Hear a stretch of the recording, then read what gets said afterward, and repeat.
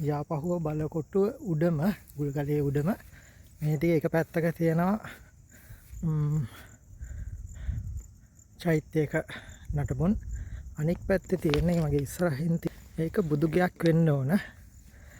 කන්ද උඩම පොඩි පොකුණක් තියෙනවා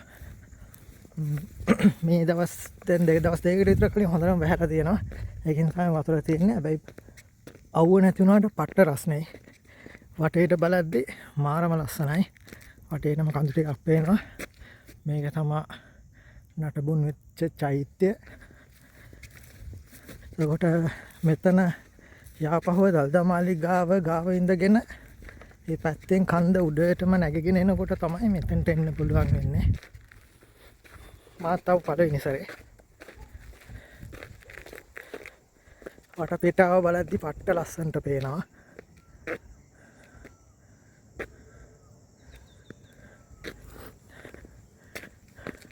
කලින් චෛත්‍ය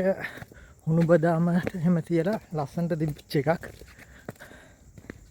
ගර්භය විතරයි ඉතුරු වෙලා තියෙන්නේ එතනින් බලාගෙන යනකොට සම්පූර්ණ කන්දේ උඩම ඉන්නේ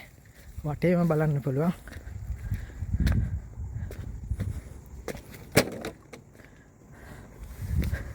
එතනින් ආවට පස්සේ මෙන්න මේ පැත්තෙන් තමයි තියෙන්නේ යාපහුව බලකොටුවේ මාලිගාවට පිවිසෙන හරිය මෙතෙන්ට හරියටම පේන්නේ නැහැ